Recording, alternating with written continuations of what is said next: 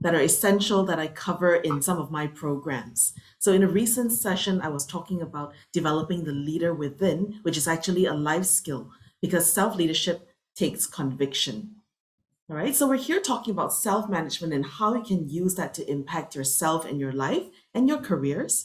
All right, and the thing is, all these big words mean nothing if you do not know how to act upon them. So, just a little introduction about myself. I'm a leadership corporate trainer, and I've trained over 4,000 clients online and offline in over 8 countries. Some of my clients, they're software leaders in the field, global brands whose products are in the unseen parts of the products that you use on a daily basis. So, whether it's chemicals or software in pharmaceuticals, shipping, or luxury brands. So, together with my team, we go into organizations to help individuals and teams on communication skills and problem solving skills and people skills. The technical expertise, the companies that we work with, they all have that. The industry experience, the field of study. But you know what is always missing is the greatest contributor of the challenges that teams face is the human capital. The group dynamics, and more importantly, the self leadership that really makes a difference. So, corporates want and are dying to have the right leaders to step up in their respective areas. And we help them through what we call daily doable doses. We want to help our participants to create awareness to form tiny habits to make the small changes. Okay, so some of you might be wondering, why is that important, right? Let's just see. Now, because what you focus on is really what you get. Okay, communication is where the work is. So this quote was came up by Nitin Noria, who's the 10th dean of Harvard Business School. And you know, communication is actually where all the work in leadership is. It's not often seen because people always see a leader as someone who, you know, speaks well, who commands the room, can influence people and gets things done. But in fact, communication is where the real work is. But what's the problem with communication? Unfortunately, communication often looks like this, right? At its best. It's a straight road, but often with communication, it's a curvy road and it's very foggy.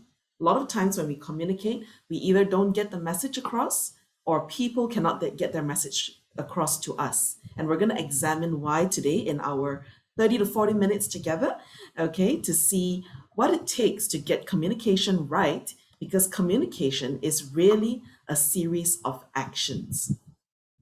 Let's break this down further. Okay, what is communication about?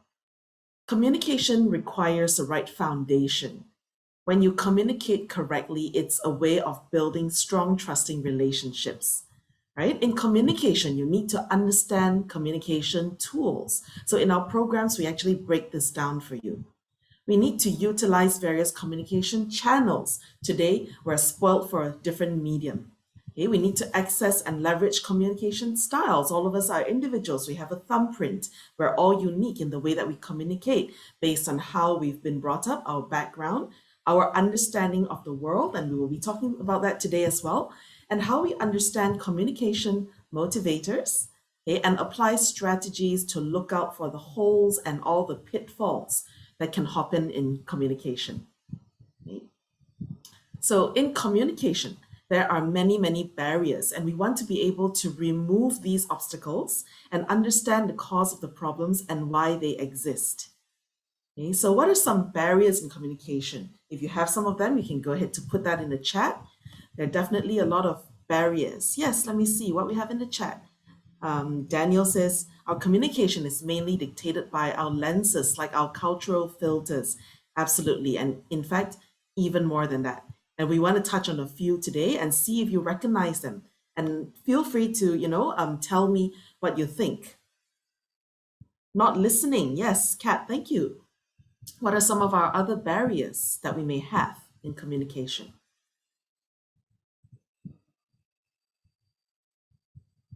Okay, so let's talk about some of these, right? So when you put two people in a room and they don't like each other, will there be communication? Definitely not. There will be zero communication. But here's the thing, we're not even talking about their differences yet. Daniel mentioned cultural differences, right? You imagine this, you add on the physical distraction and noise that's happening outside. interruption from the dogs, or is it the cats, the phone calls, the WhatsApps. Okay, and we haven't even scratched the surface of the personal issues and what goes on inside the mind. Now, if we break it down further, some barriers include cultural differences, difference in opinions, difference in gender, difference in race, difference in age, and there's just so many factors that stop people from communicating. I wanted to share with you the NLP model of communication. Now, what's this about? Did you know that these are some really key strategies are in the process of learning NLP. NLP stands for Neuro Linguistic Programming. So whatever goes on through your mind comes out in the words that you use, the words that you speak, that's your language, and how it then programs your body and your actions to move forward. So let's understand a little bit about this.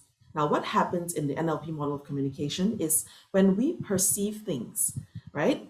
What's called an external event. So say I see something, an incident happening outside my window.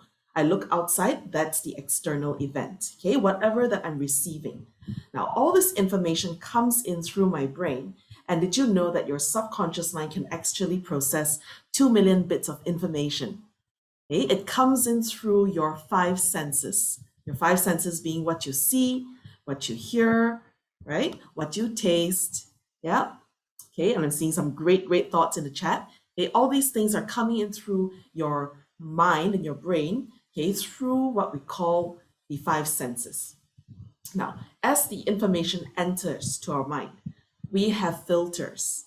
Now, why does the brain have filters? Because the brain cannot simply process so many pieces of information. Okay, so whatever it processes, it is able to simplify it to 5 to 9 chunks of information. So if I ask you to recall something, recall a list of shopping items that you need to buy, recall the things that you need to do for a birthday party, for example, you can easily only recall about 3 to 7, okay, 5 to 9 chunks of information. So this is how we process information. We process them in chunks. And how do we do that? Right? So we filter all the information coming in by doing 3 things. Either we generalize information. So if I see a dog biting a child outside my window, I may then conclude all dogs are bad, for example. Or we generalize information, right? We quantify everything into one universal piece of information. We might even distort pieces of information or delete important bits of information. So when we do that, we already filter information and we create what we call an internal representation. Thank you, Daniel. It's selective attention. Absolutely. So this internal representation then is our map of the world. It's based on our beliefs, our values, our decisions, and any memories that we have encoded and programmed in us from the time that we were young, from the time that we were growing up. Okay, so what you see when we look at the incident happening outside is very different from what I see, which is very different from all the people here. And that is what forms our impressions. So whatever we perceive is our internal representation, and this generates a state of mind.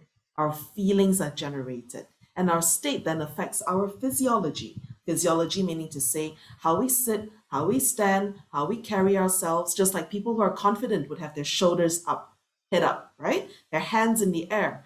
And people who are less confident or who are afraid, who are a bit more timid, would then, and who do not feel good about the situation, would then hunch their shoulders and perhaps look down. So whatever is happening in the inside gets formed, and that's a perception, gets projected on the outside, and that's what other people see, which is our behavior. So in NLP, we call this perception equals projection. Okay, so let's just have a look to see what else is in the chat. Daniel says somatic noise. Yeah, different words having different meanings for different people. And that is why 0708, you, yes, do really need to really listen and be involved in a very crucial communication. Yeah, so communication includes all of this. And the thing is, when the person sending the message is delivering the message in the way they know how to, they are also encoding a message. And by the time the receiver receives it, they decode the message interpret it so whatever the intended message was would have changed several times along the way. Okay, so this is why in our communication classes we talk a lot about listening skills, we talk about a lot about questioning skills, we talk a lot about building trust as well. Because where there is no like and there's no trust, there is actually hardly any communication. Now, what is communication actually? Communication is passing on a message, having some interaction. But the key outcome of communication is actually achieving a shared understanding. So if I'm here talking to you and there's no two-way communication, and it's just the way I want to talk about it, but it's not received on your end in the same manner, and we do not have a shared understanding, that in itself is not communication. Okay, so this is just a little model for you to have to consider. Now, what is the greatest barrier then? The greatest barrier, as you know now, happens inside our mind, right? We need to be able to break through the deep-rooted beliefs. What are some of the beliefs that some of us may have in our minds? Things that we say to ourselves that make us act in a certain way. Things like, I'm not good enough. I've got a fear of rejection. Shame, guilt are just some of the examples. So, what would it mean for you if you could have a proven strategy, an on and off switch for your mind to work, for you to be able to access your empowering and resourceful states? That would be amazing, wouldn't it? Let's see here. Some thoughts in the chat. Yes, our brain creates the world for us. Yes, internalized beliefs, social conditioning. Okay, and 0708 says defensive is also a part of preventing us from effective communication. Absolutely. When are we defensive? It's when we do not have trust. And we will be talking about that in the SCARF model later on. So thanks for that comment. Internalized racism, misogyny, yeah, all sorts. Because all these that you're putting there in the chat are based on how we see the world, right? And how we see the world, how do we form these beliefs? It's formed from what our parents tell us, what our teachers tell us, what we've learned from the world around us, growing up as Malaysians, I believe mostly Malaysians in the chat, right? Okay, so it's all very different, okay, based on how we grew up. So until we as individuals, we as team members, as team players are able to fully understand what the other party is communicating, only then can we have a shared understanding. So today I'd like you to focus on the things that matter. And let's look at communication. So the focus of communication is actually to achieve a desired result. Okay, so that's what we want to do. But what is it that we like to talk about? It's intentional communication.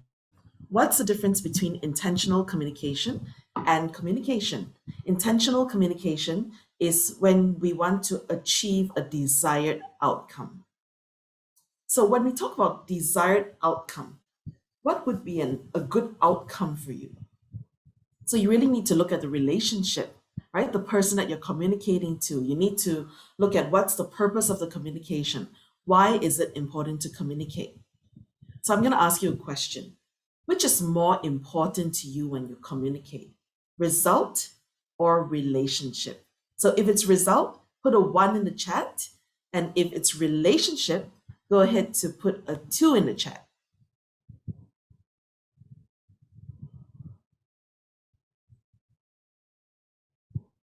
And Arfa asks, what is the difference between result and outcome? So the result of communication, as we wait for the answers in the chat, the result of communication is whatever you want to get across, right? But we did say that communication is about shared understanding. So if I have my desired result and we achieve whatever I wanted to communicate to you, and you have also got a shared understanding, I would have achieved my result of communication. Now, what is desired outcome about?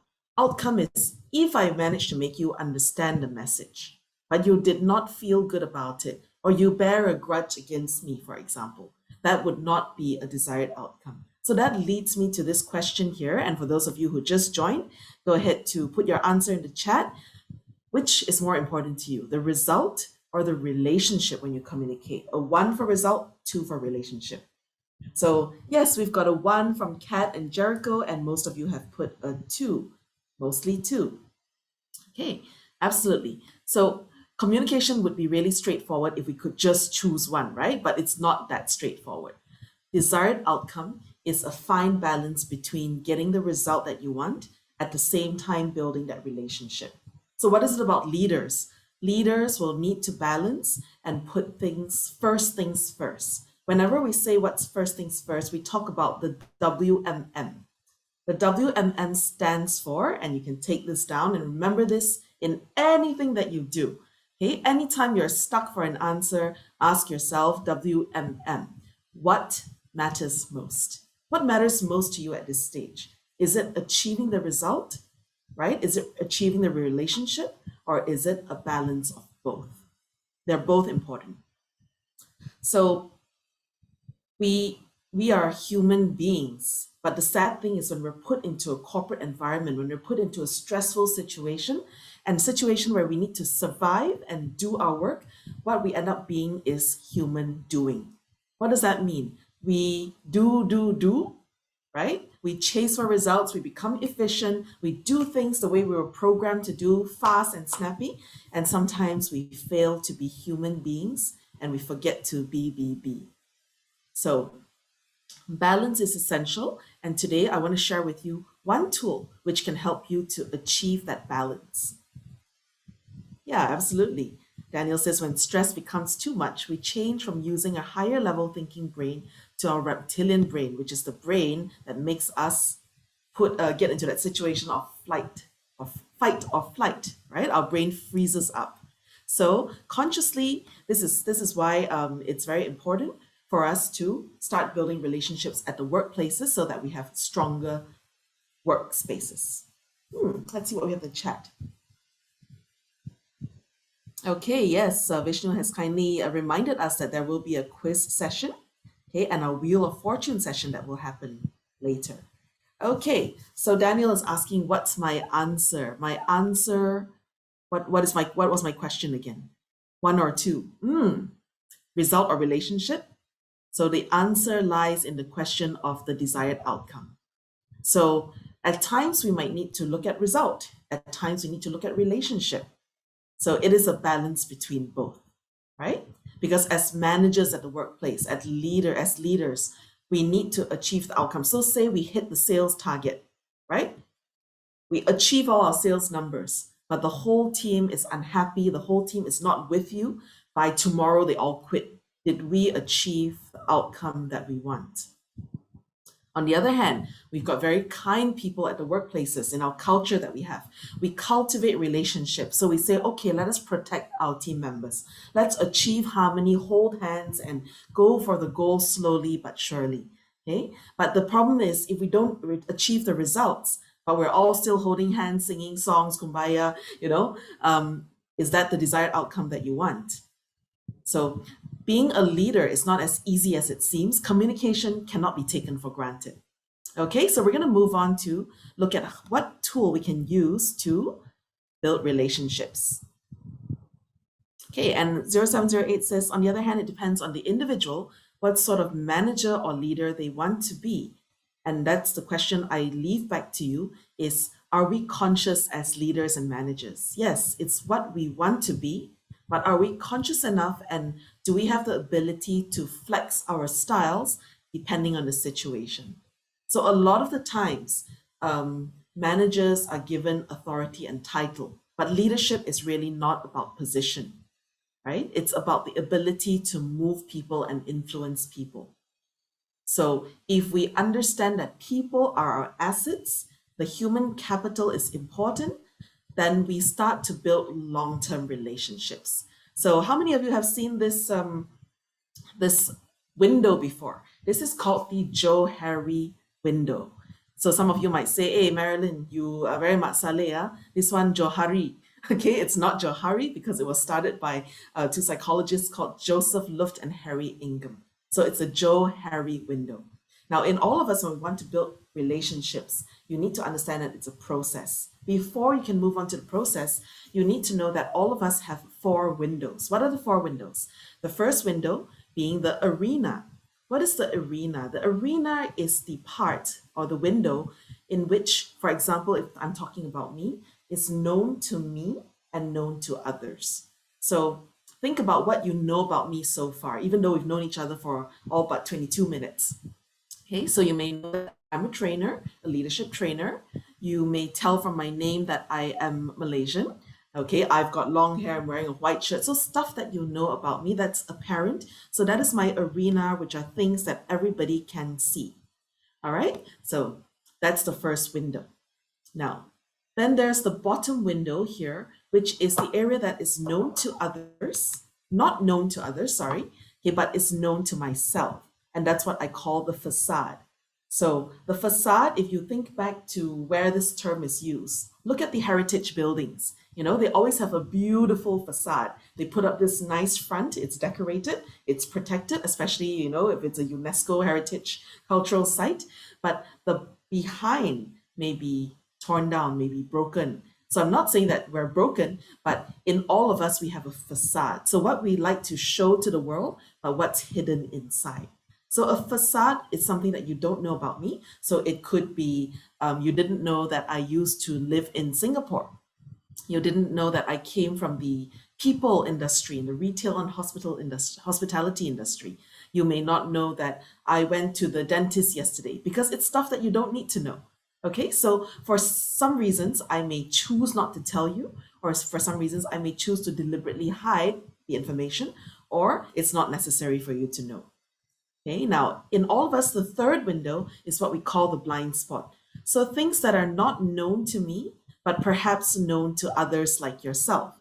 So if there are things that you see about me, the way I act, the way I behave, okay, Kat knows too much about me. She knows that I'm an avid drummer. Okay, but if there are things that you know about me that I didn't realize about myself, maybe in the way I pronounce a certain word, maybe in the way I move my hands, you know, and no one told me or gave me feedback, that is then my blind spot.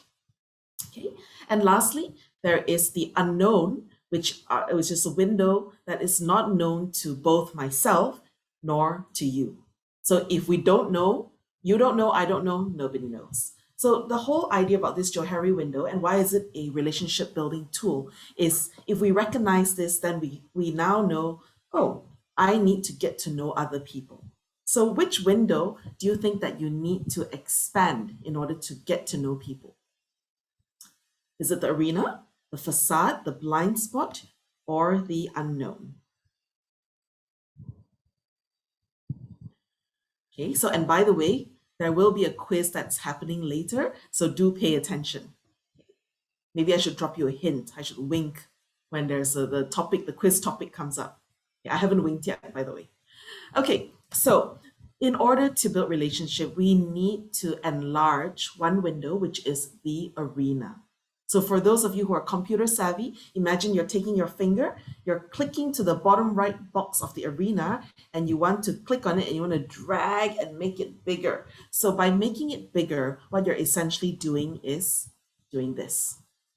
Okay? So in order for you to make your arena bigger, you can either move this direction, which is to find out more of your blind spots, ask for feedback, go up to people, be humble and say, hey, Kat, would it be all right if you tell me some of my blind spots or some of my weaknesses? Why do we do that? Because people, especially in the Asian culture, are not going to voluntarily come and tell you, hey, you know you have a blind spot. So if people are not going to tell you, the only way for you to find out and expand your window in that direction would be to ask. Okay? Now, another thing that you can do would be to go downwards, which is to tell or self-disclose information about yourself that will then reveal information past your facade. How you do that is by recognizing that when we interact, you don't know much about me, so I'm just going to come up to you and say, hey, let's talk about something and let me tell you something about myself. It doesn't have to be ultra personal.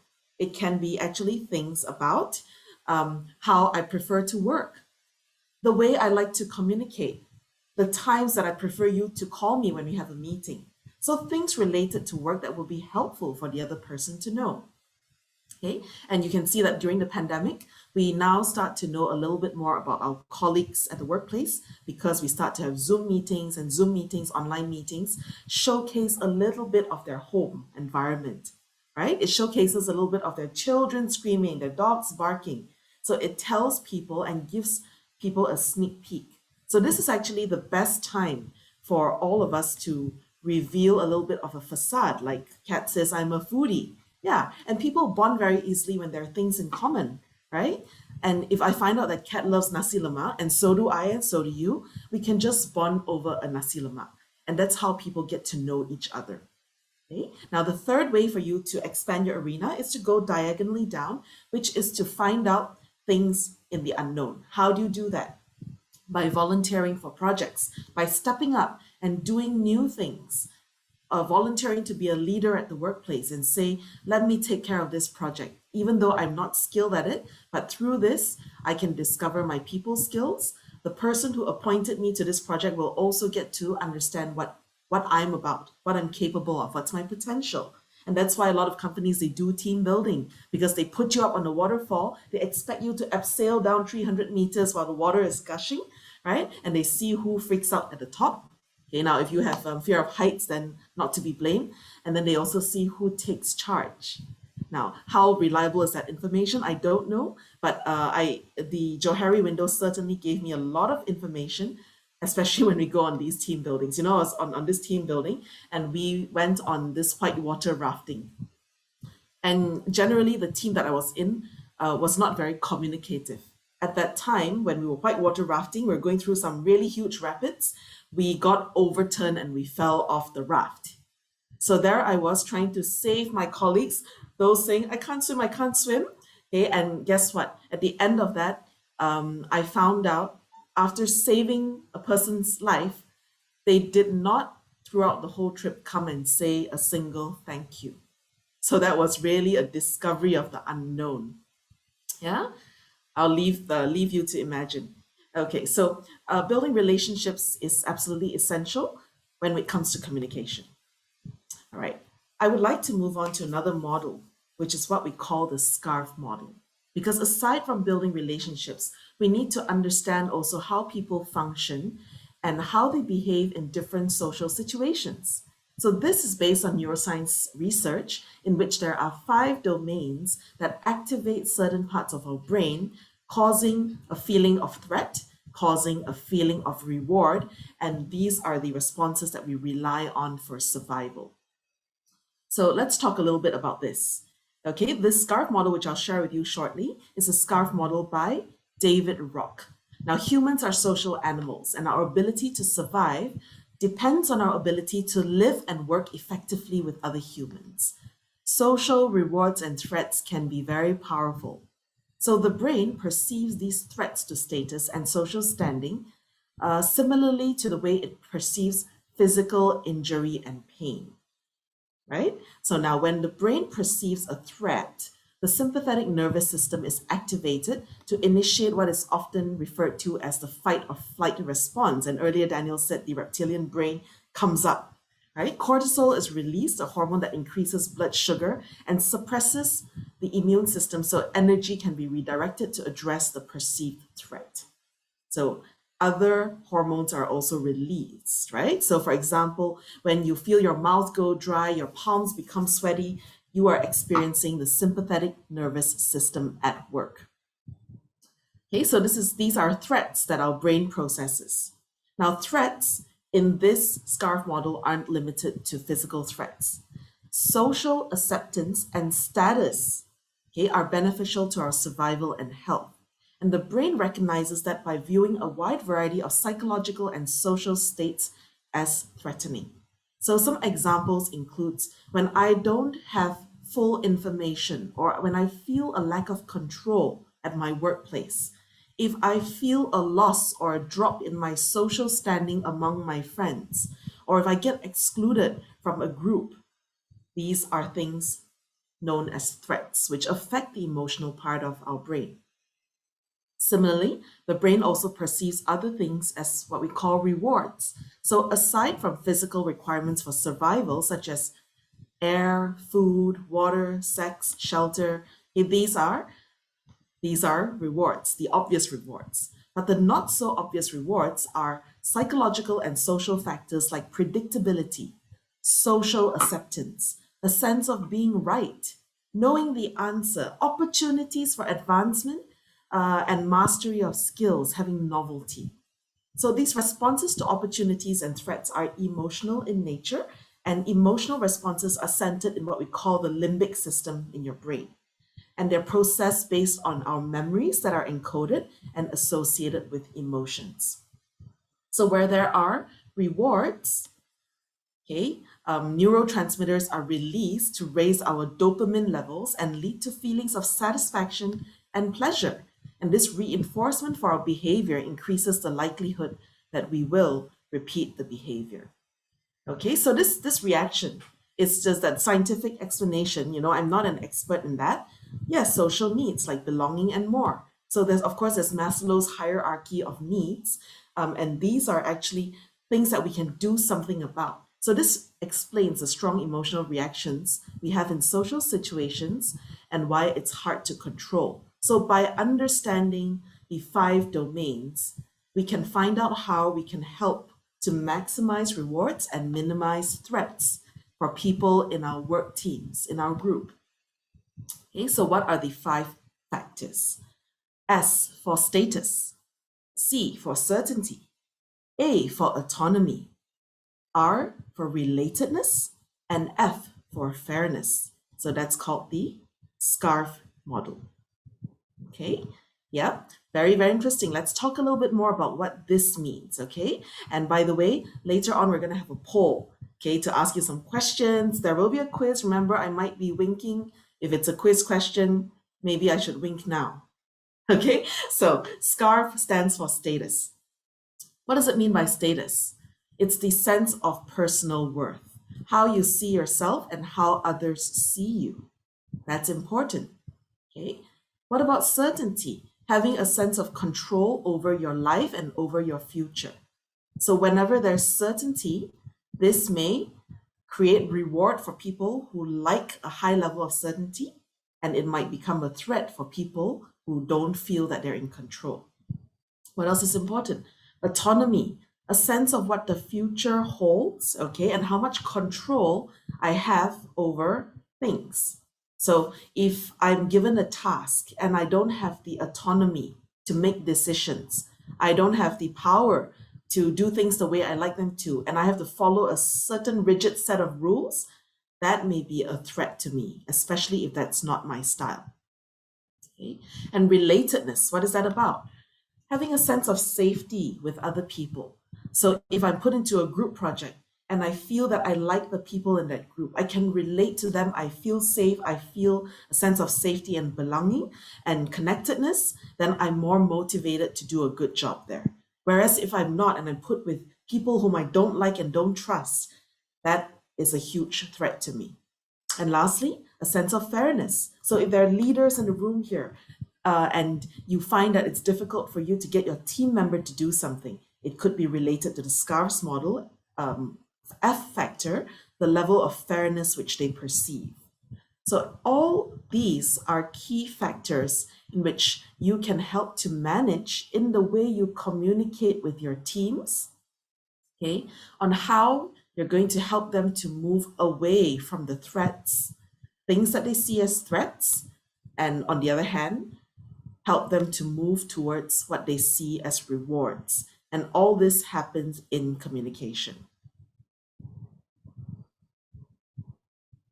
Yes, and Lena, you've put this is so true. Thank you. When you know the team or the PM that you trust, you feel more comfortable to work with, and the communication is more seamless. Absolutely. So you see, sometimes at work, you don't have a choice on who you get to work with and who you don't.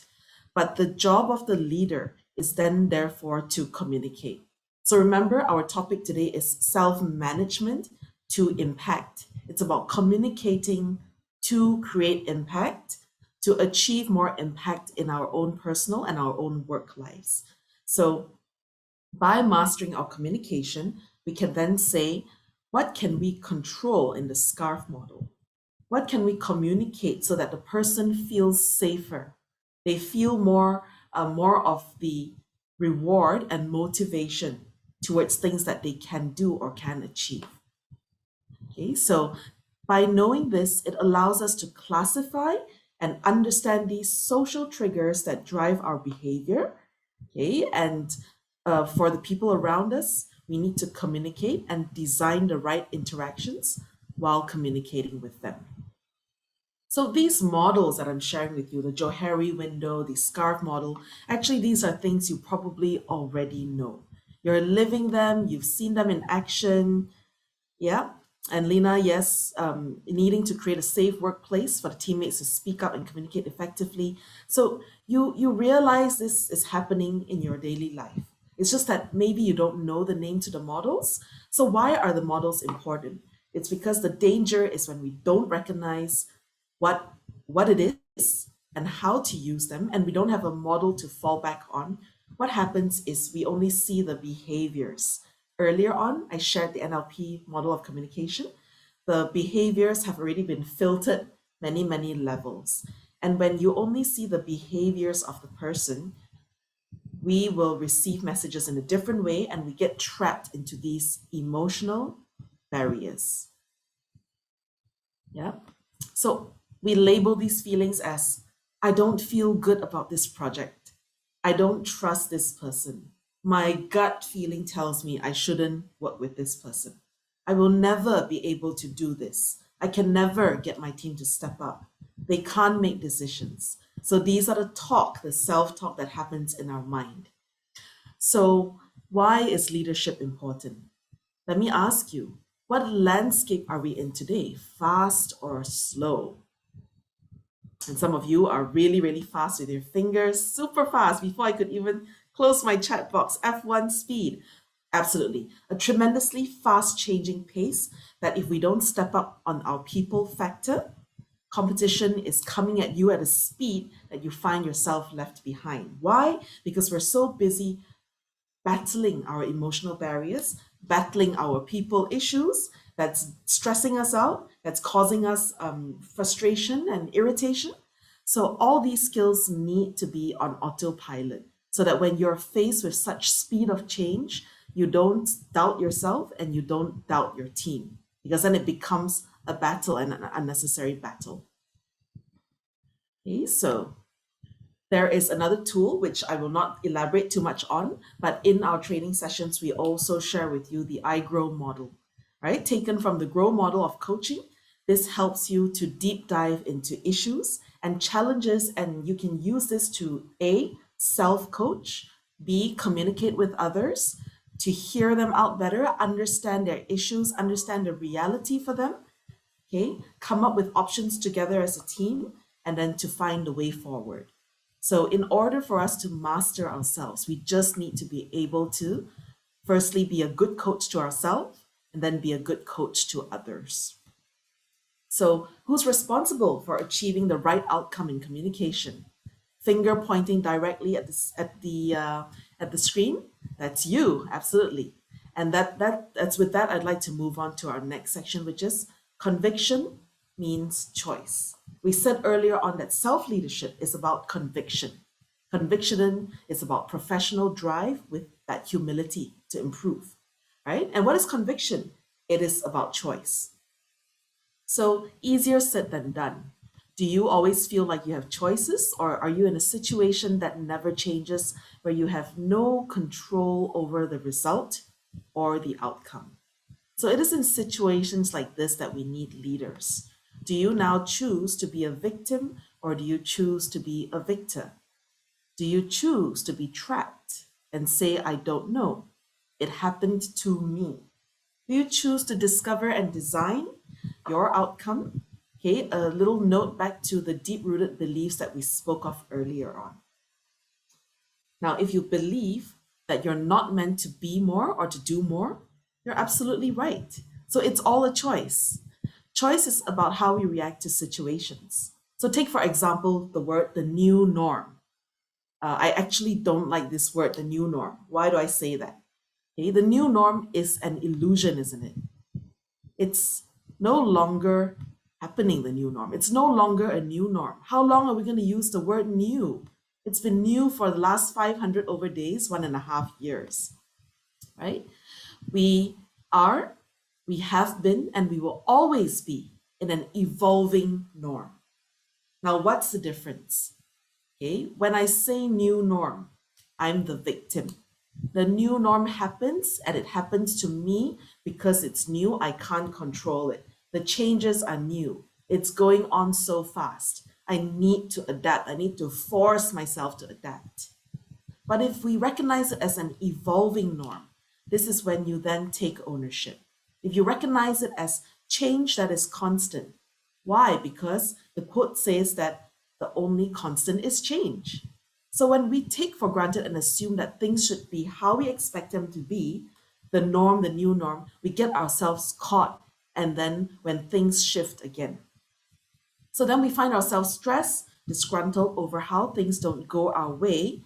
Okay, and we ask ourselves why, we panic and we're uncomfortable, right? We say things like, I adapted with the new norm 6 months ago, I adapted, but now, oh my goodness, there are changes again.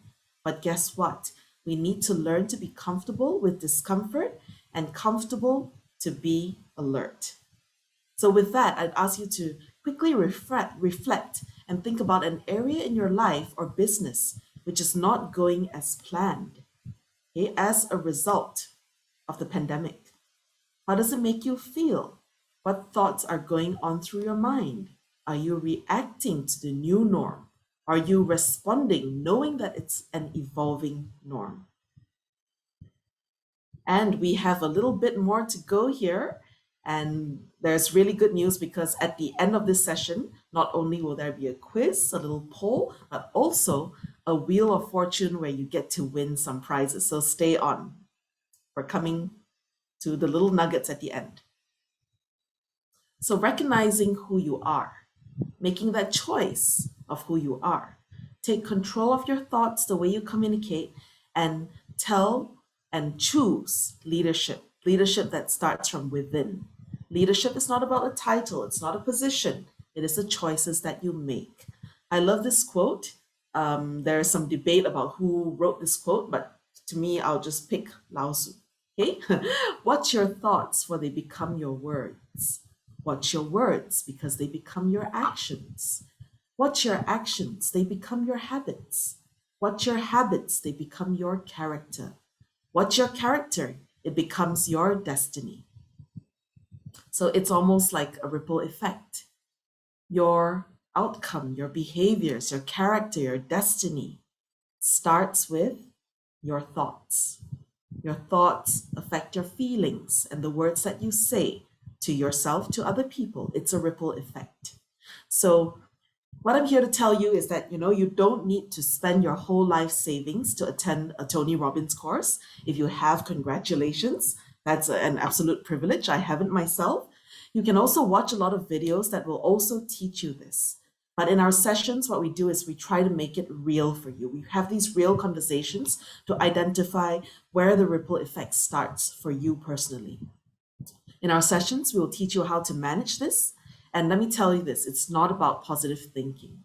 Positive thinking is too optimistic, okay? And sometimes people say, but I think positive, I think positive. Then why are we still where we started off and never moved? Because positive thinking did not work. Now, don't get me wrong. I love positive thinkers, right? Positive thinkers and affirmations, that's all fantastic. Okay, but you need to know how to use them and use them well. Okay, so lastly, we need leadership skills. And if you're saying to yourself that, hey, Marilyn, I'm not a leader, or I won't be a leader for a long while. I just started out this career, or I just started in a new company, or I'm new at this. You are wrong. We need leaders in every aspect of our lives. Some of you are leaders in your family, the responsible sibling, a parent. Some of you are leaders in your community, a member who gives back to society. Whether you are organizing the charity drive for the poor, or you're helping to digitalize a process for the Orang Asli to get them to help them to sell durian so that they can survive during the pandemic as well. You see, you don't need a title. It's your choice of what you use with your skills. You need leadership. So, what is leadership ultimately? It's a sense of control. Control at the workplace, which is what companies need and are looking for all the time. It's not apparent. So, control in communicating, handling situations, directing outcome, getting results, influencing others, in offering solutions. Do you step up to offer solutions? That's what companies are looking for, no matter what your position. Or do you just take instructions? Do you have courage to make decisions? Or do you bow down even though you know it's the wrong decision? Do you have influence and can you get your message across? Or are you afraid for your voice to be heard and would rather do things right versus doing the right thing? There's a difference there. And if your answer is a no or even a shaky yes, you will always be in a position that you are in today. And yes, we are all self leaders.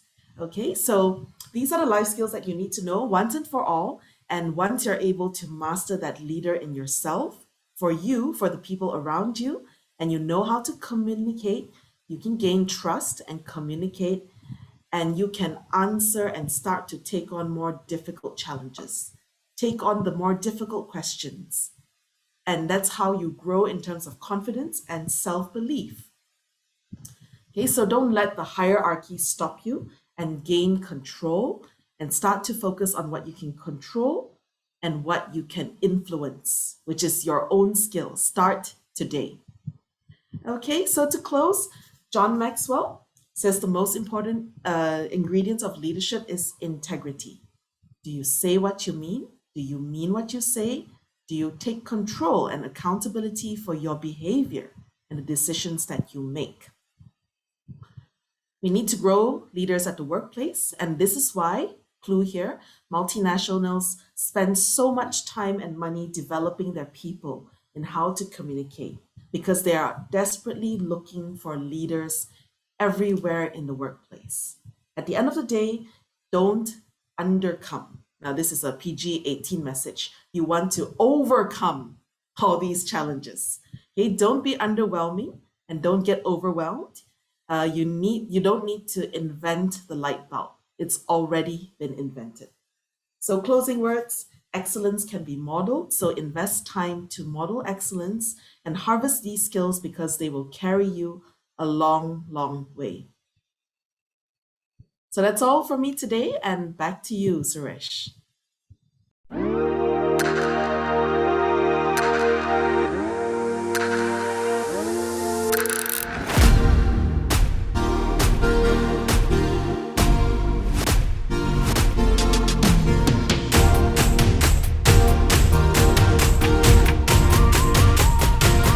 Can I take you there?